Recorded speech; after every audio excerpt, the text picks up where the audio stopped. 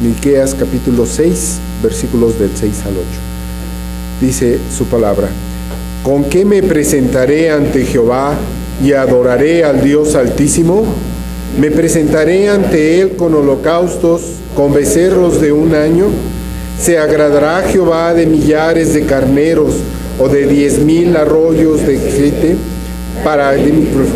por mi rebelión, el fruto de mis entrañas, por el pecado de mi alma?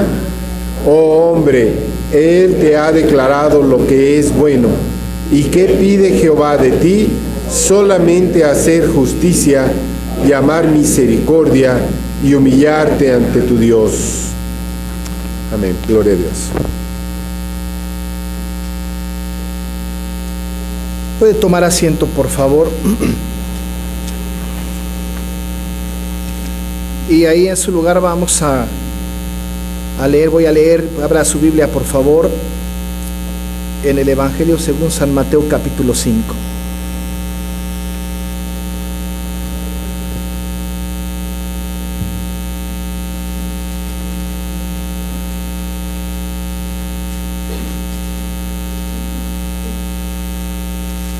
Mateo capítulo 5, y me voy a permitir hacer la lectura de los primeros 12 versículos. Dice la palabra del Señor: viendo la multitud, subió al monte, y sentándose vinieron a él sus discípulos, y abriendo su boca les enseñaba, diciendo: bienaventurados los pobres en espíritu, porque de ellos es el reino de los cielos. Bienaventurados los que lloran, porque ellos recibirán consolación. Bienaventurados los mansos, porque ellos recibirán la tierra por heredad. Bienaventurados los que tienen hambre y sed de justicia, porque ellos serán saciados. Bienaventurados los misericordiosos, porque ellos alcanzarán misericordia. Bienaventurados los de limpio corazón, porque ellos verán a Dios. Bienaventurados los pacificadores, porque ellos serán llamados hijos de Dios. Bienaventurados los que padecen persecución por causa de la justicia, porque de ellos es el reino de los cielos. Bienaventurados sois cuando por mi causa os vituperen y os persigan y digan toda clase de mal contra vosotros mintiendo. Gozaos y alegraos, porque vuestro galardón es grande en los cielos, porque así persiguieron a los profetas que fueron antes de vosotros.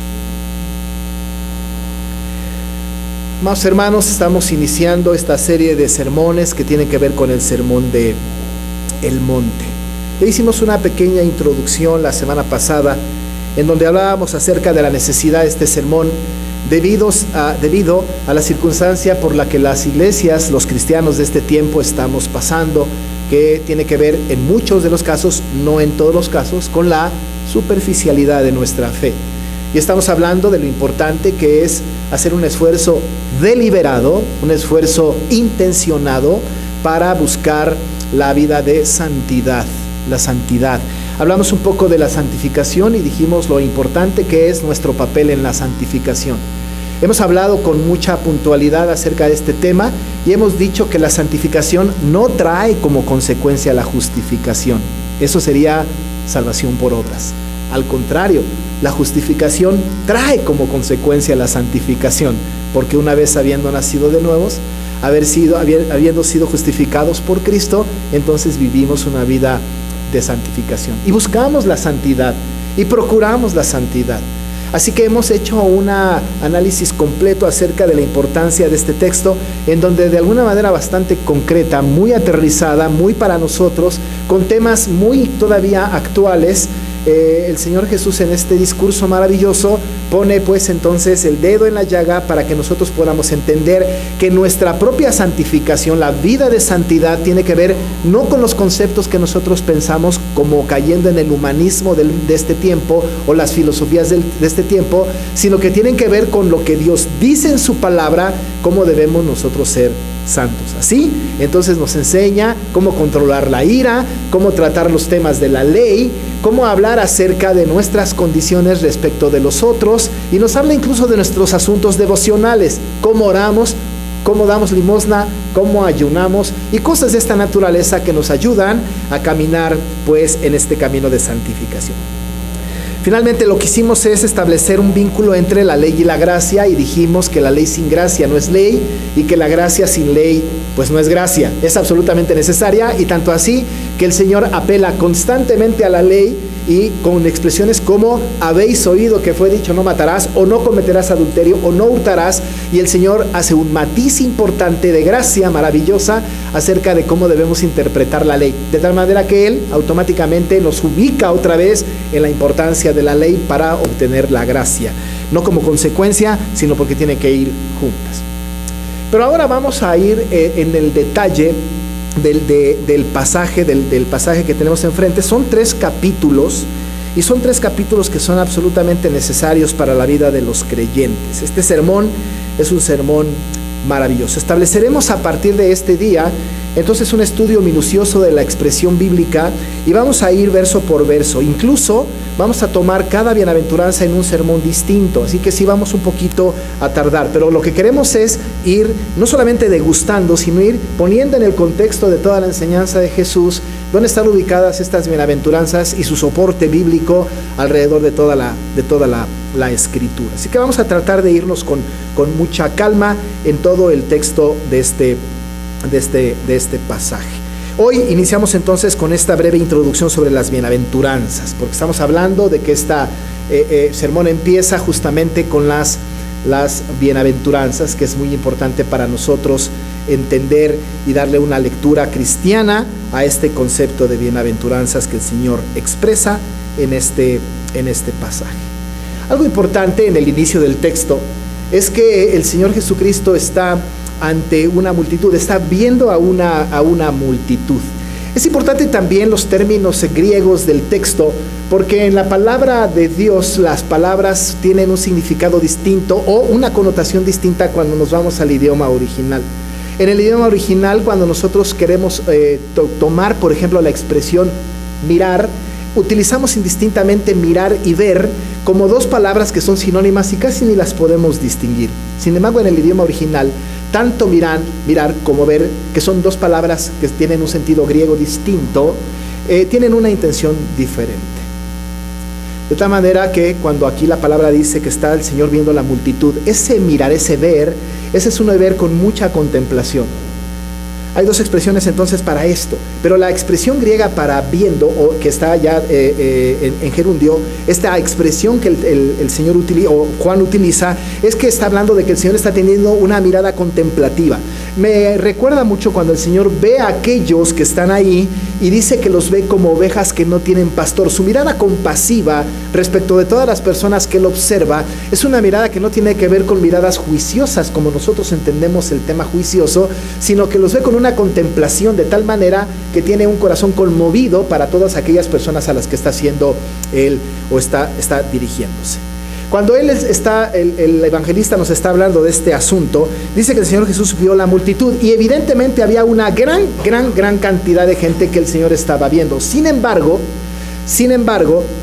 después de ver a la multitud y darse cuenta de la condición espiritual en la que están, porque usted tiene que recordar que el Señor ve más allá de las apariencias, Cristo puede ver el corazón de las personas, Él no necesita que le hagamos una cita de confesión para conocer nuestro ser interior. Él conoce el corazón de las personas, entiende lo que hay en el corazón de todas las personas, la necesidad que hay entre las personas, y entonces ve la multitud en este sentido, y a toda esa multitud la observa, pero trae a sus discípulos, ¿no? Dice la palabra que ve la multitud, sube al monte y se sienta con sus discípulos. Esto es algo muy importante, porque el discurso que el Señor Jesucristo va a dar aquí, el sermón maravilloso que va a darlo para personas creyentes, es decir, lo va a hablar para personas regeneradas, a los que Él ha escogido. Esos escogidos de Él son traídos a su cita, digamos, privada, y trae a sus discípulos. No pudiésemos en este momento de ninguna manera especular si eran 12, 70, 120, no podemos dar una cantidad específica. Lo que nos queda claro es que el Señor está viendo a la multitud, pero vienen y se sientan los discípulos con el Señor Jesucristo, los discípulos. Este es un inicio muy importante porque estamos ante un texto, ante un sermón que está dictado para las personas regeneradas, para los creyentes. Por eso es pertinente para nosotros el sermón, porque somos nosotros creyentes, regenerados. Si no fuéramos regenerados, como vamos a ver en algún momento, si no tuviéramos nosotros el nuevo nacimiento, pues, entonces esta palabra del Señor no tendría sentido, porque la lógica del mundo va en contra de la lógica de este sermón. Por eso la vez pasada mencionaba yo lo que John Stott decía, de que este sermón es un sermón contra cultura, porque va en contra de la cultura. Lo que el mundo hace y dice y piensa es diferente a lo que el Sermón del Monte nos enseña que digamos, que pensemos y que hagamos. Así que trae pues a sus discípulos y les va a dar un sermón maravilloso de cómo tienen que comportarse, conducirse, y por otro lado, cómo deben de luchar por su vida de santidad. Es que ve una multitud, pero solamente vienen a él sus discípulos. Una enseñanza que le va a dar a su pueblo. Por eso nosotros ahora, como lectores implícitos del Evangelio, nos viene bien y es para nosotros, para la iglesia de hoy, este mensaje. Mencioné la semana pasada que hay algunos comentaristas que hablan de que este mensaje no es para la iglesia de hoy, que fue para la iglesia de su tiempo y no para nosotros. Están muy equivocados. Este mensaje es para la iglesia de hoy, sin duda, sin lugar a dudas. Hablar de que este mensaje fue para una época distinta es enfatizar el dispensacionalismo en el cual nosotros no creemos, al cual nosotros no nos sumamos. Creemos pues que esta palabra es para el pueblo de aquel tiempo, sí, pero para todos los pueblos de creyentes de todos los tiempos hasta que Cristo venga. Esto no caduca, esto no tiene fecha de caducidad.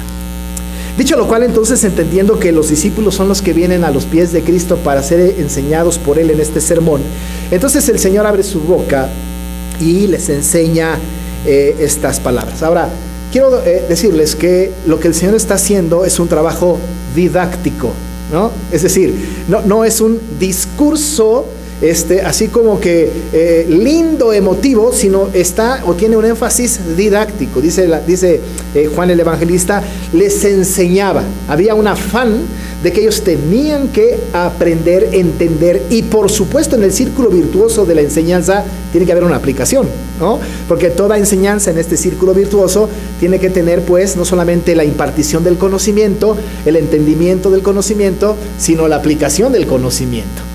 ¿No es cierto? No nos imaginamos algún estudiante que está estudiando para hacer algo y no practique, ¿no? Hace unos meses se fue nuestro hermano Daniel a Estados Unidos a pilotear aviones. Le enseñaron, lo pusieron ahí, pero pues tiene que subirse a un avión y pilotearlo. No puede ser posible que nosotros podamos aprender algo y no lo pongamos en práctica. La didáctica tiene este círculo virtuoso. El evangelista dice entonces que él les enseñaba, él puso esta enseñanza para que los discípulos de él la aprendieran. Y entonces lo primero que hace es que dice estas maravillosas bienaventuranzas. 7, 8, 10, 12. No vamos a discutir acerca del número de las bienaventuranzas, no creo que sea tan importante, pero lo que es importante es tener la esencia del texto de las bienaventuranzas. Luego entonces una por una. Vamos a ir de lo general a lo particular, amado hermano, porque así debe de ser. Se cometen menos errores y se dicen menos herejías. Cuando se va de lo particular a lo general es cuando salen las herejías. Porque voy a lo particular, agarro un texto, lo saco de su contexto y entonces hago una barbaridad y luego traigo toda la Biblia para justificar mi postura. No, vámonos de lo general entonces a lo particular. Vamos trayendo un concepto completo, englobado de las bienaventuranzas, y entonces luego la vamos a ir degustando una por una. No será hoy, pero la iremos degustando en el paso del tiempo. Lo primero que hace el Señor cuando viene la multitud a Él, o los discípulos a Él, le abre su boca y empieza sin más preámbulo diciendo bienaventurados. Y así se sigue. Y da bienaventuranzas. Y va a empezar a hacer este discurso de bienaventuranzas. Nosotros sabemos que las bienaventuranzas son bendiciones que el Señor da para con su pueblo. Es una manera de decir felices son los que. Tiene que ver con una característica particular del creyente, una cosa particular del creyente que en verdad se da por sentada. Estos son bienaventurados. No está diciendo que son bienaventurados a partir de que hagan tal o cual cosa, sino son bienaventurados porque hacen tal o cual cosa. Es decir, que la bienaventuranza es parte de la esencia del creyente. El Señor Jesús, cada que dice un bienaventurado, está diciendo bienaventurados sois, o bienaventurados los, de tal manera que entendemos pues que es la condición del ser creyente. Así que en primer lugar, lo que vamos a notar de estas bienaventuranzas es que estas bienaventuranzas en su totalidad muestran el carácter de el cristiano, el carácter del hombre cristiano. Al hacerlo, evidentemente excluimos al no cristiano. Y no lo excluimos porque lo queremos excluir. No queremos hacer este ejercicio. Pero lo que hacemos sí es que está hablando pues entonces de gente creyente. Y está definiendo la totalidad del carácter del ser cristiano. Todas estas bienaventuranzas no son bienaventuranzas que uno tiene y otro no. No es como los dones, que el Señor reparte dones a quien quiere y el don que usted tiene puede ser el diferente al que él tiene el otro. Los dones tienen esta característica porque el Señor reparte dentro de su iglesia dones específicos para el crecimiento del cuerpo de Cristo y la edificación del cuerpo de Cristo. En el caso de las bienaventuranzas, no. En el caso de las bienaventuranzas es que todas las bienaventuranzas son parte del carácter de un cristiano. Y así como uno del otro y del otro y del otro y de todos. Así que cuando hablamos de las bienaventuranzas es una definición del carácter del creyente en su totalidad. De tal manera que una persona cristiana es bienaventurado porque es pobre en espíritu, pero también se goza de la persecución. Una persona que es cristiana también tiene hambre y sed de justicia, a la vez que es manso.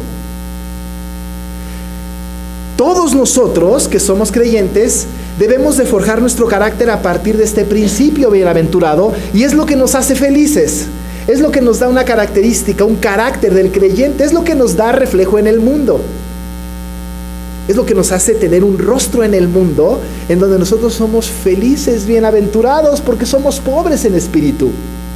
Somos nosotros bienaventurados porque lloramos, somos bienaventurados porque somos mansos o porque tenemos hambre y sed de justicia.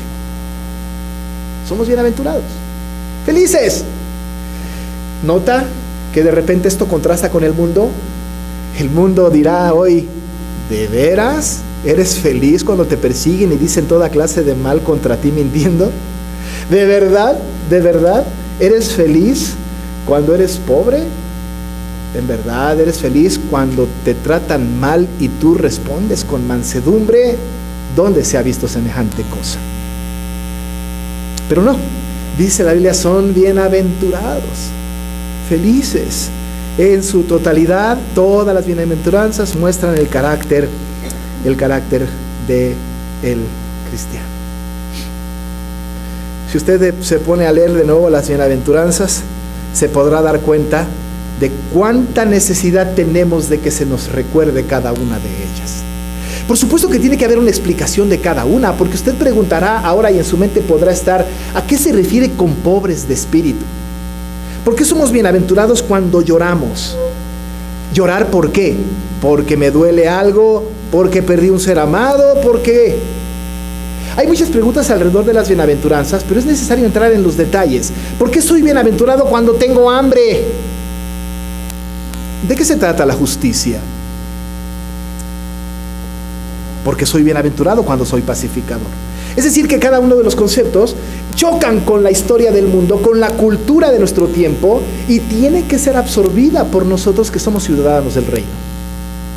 Así que lo primero que dijimos es que las bienaventuranzas en su totalidad muestran el carácter del cristiano.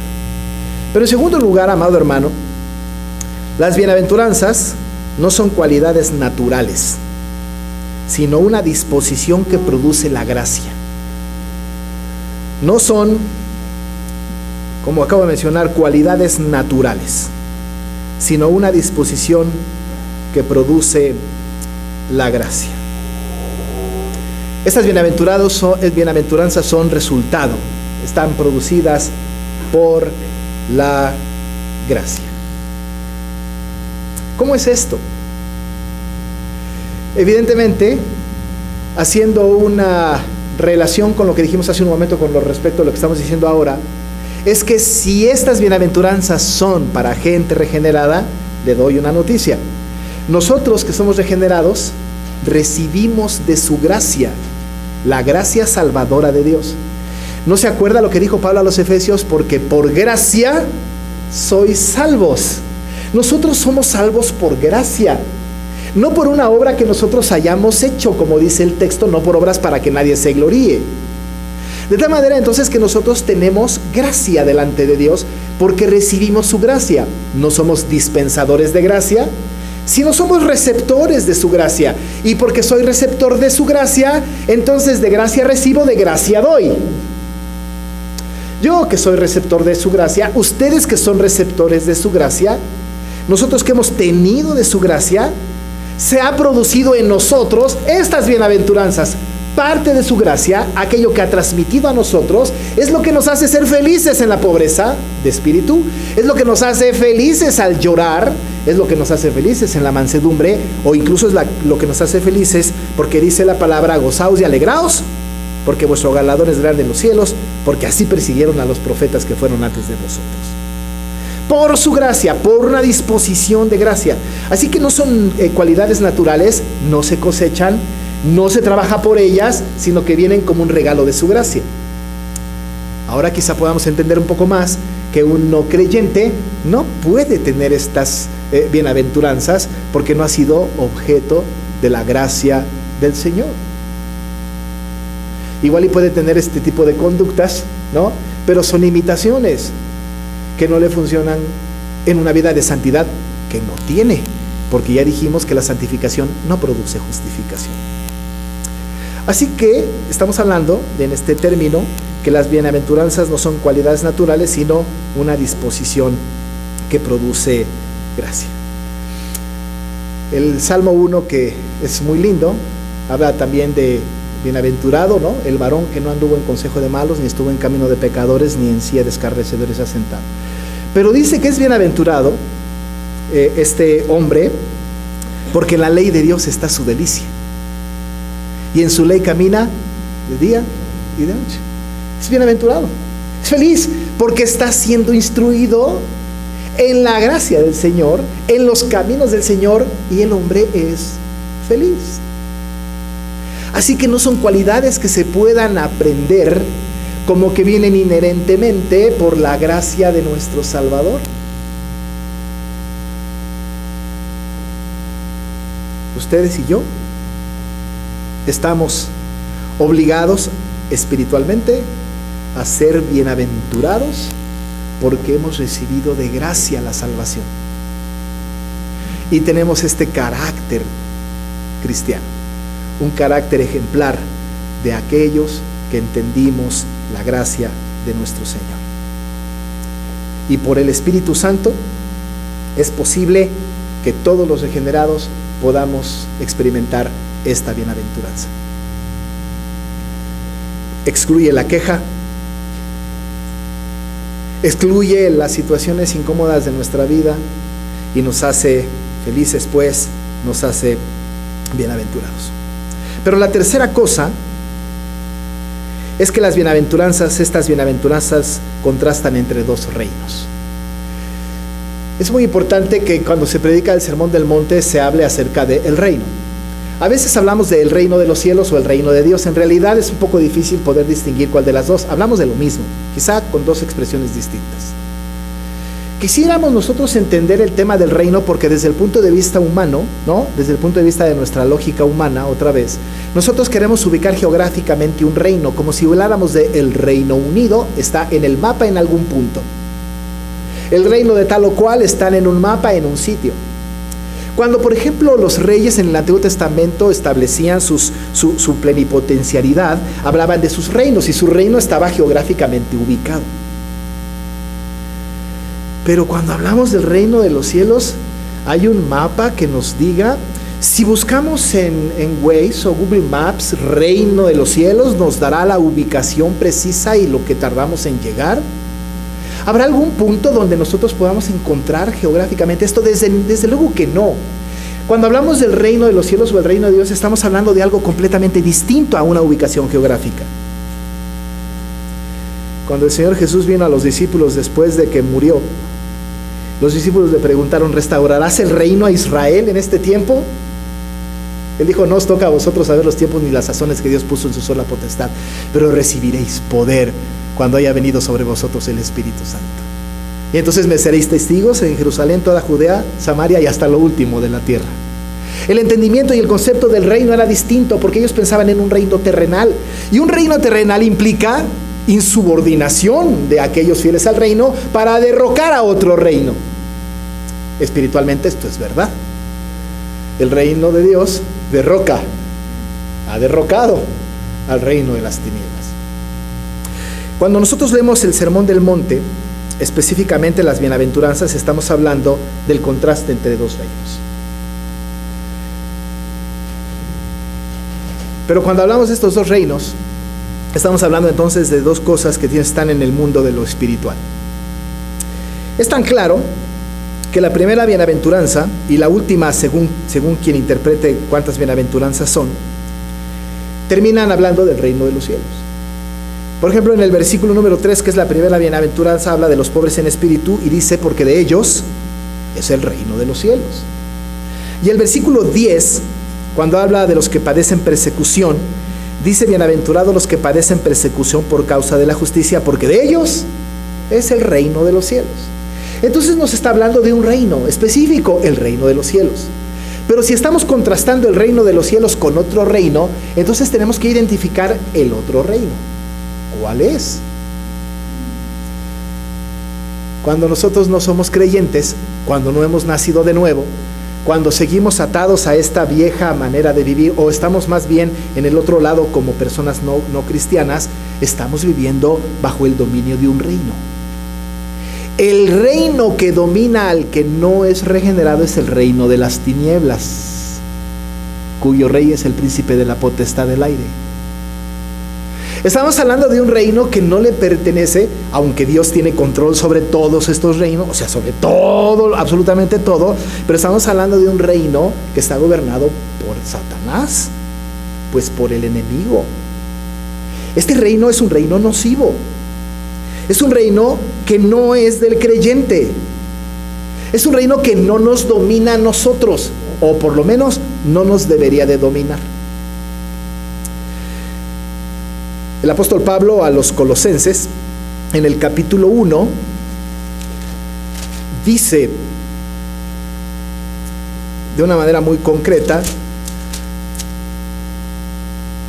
en el versículo 13, después de una serie de ideas, termina diciendo el apóstol, el cual, Cristo, nos ha librado de la potestad de las tinieblas y trasladado al reino de su amado Hijo. Estamos hablando entonces de dos reinos. Un reino es la potestad de las tinieblas, otro el reino de su amado Hijo. Vivimos pues entre dos reinos. El mismo Pablo, pero ahora a los Efesios, en el capítulo 6, verso 12, dijo, porque no tenemos lucha contra sangre y carne, sino contra principados, contra potestades, contra los gobernadores de las tinieblas de este siglo. Los gobernadores de las tinieblas de este siglo los califica como huestes espirituales de maldad en las regiones celestes. Un reino que existe, que está vigente, que aquí lo tenemos en medio de nuestro mundo. Un reino que estaba en el tiempo de los apóstoles, de los discípulos.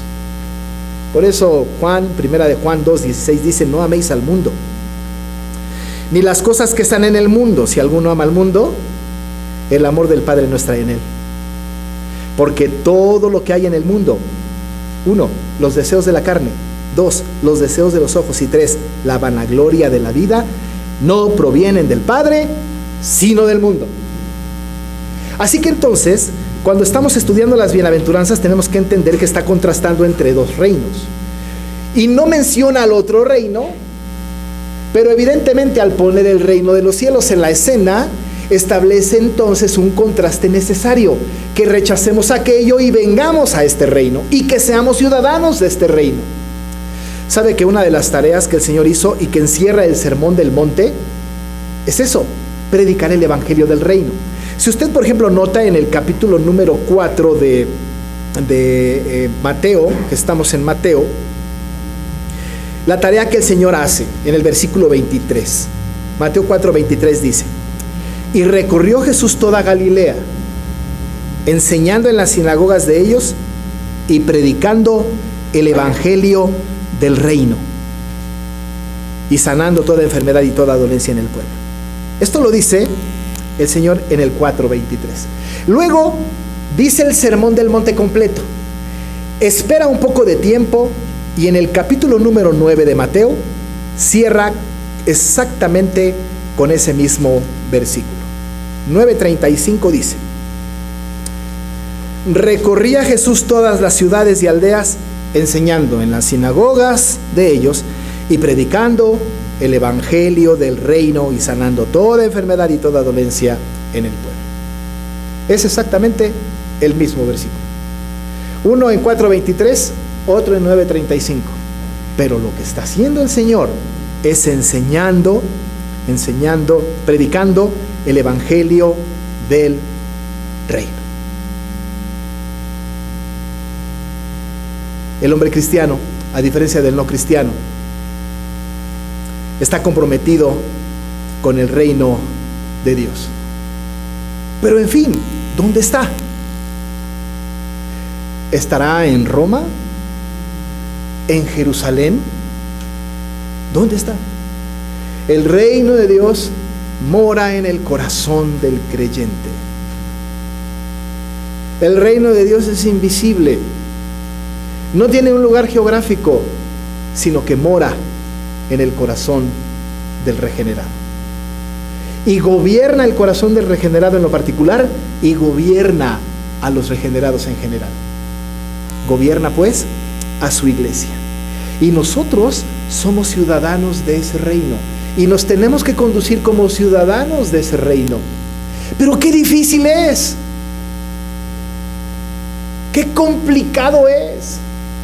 Porque como decíamos la semana pasada, nos hemos dejado discipular por el reino otro. Y hemos hecho una buena tarea al homologarnos a ese reino. Por eso es tan enfático el Señor. En cosas como si te pegan en la mejilla derecha, pon también la otra. Eso está raro. Pero esa es la conducta de un ciudadano del reino.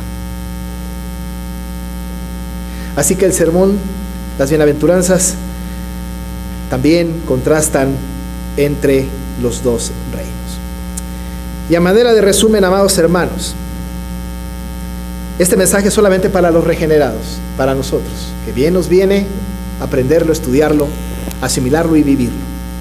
Las bienaventuranzas, por su lado, en su totalidad muestran el carácter del creyente. Eso dijimos en primer lugar. Las bienaventuranzas no son cualidades naturales, sino una disposición que produce gracia. Eso también lo mencionamos. Y lo tercero que dijimos fue: las bienaventuranzas contrastan entre dos reinos. Y nosotros ya no vivimos en el otro reino. Nosotros vivimos en el reino de los cielos. Y como ciudadanos del reino tenemos una conducta específica, concreta, no generada por nuestra imaginación ni nuestra creatividad, porque está determinada por su palabra. El error que hemos cometido es que nosotros hemos establecido un código ético de conducta personal y no está regulado por la Biblia. Pero cuando venimos a la palabra, nuestros conceptos cambian y nos sometemos a la voluntad de quien es el Rey del reino de los cielos. Oramos. Señor, muchas gracias por la palabra maravillosa que tú nos traes. Y porque, Señor, al escuchar este sermón, al leerlo detenidamente, podemos darnos cuenta de la exigencia que tienes tú para con nosotros de vivir como ciudadanos del reino. Porque de nosotros es el reino de los cielos. Padre, gracias. Ayúdanos para aprender. Ayúdanos para modificar. Ayúdanos, Señor, para atender tu palabra y moldear nuestro carácter a partir de ella. Lo pedimos en el nombre de Jesús. Amén. Estemos de pie para recibir la bendición de nuestro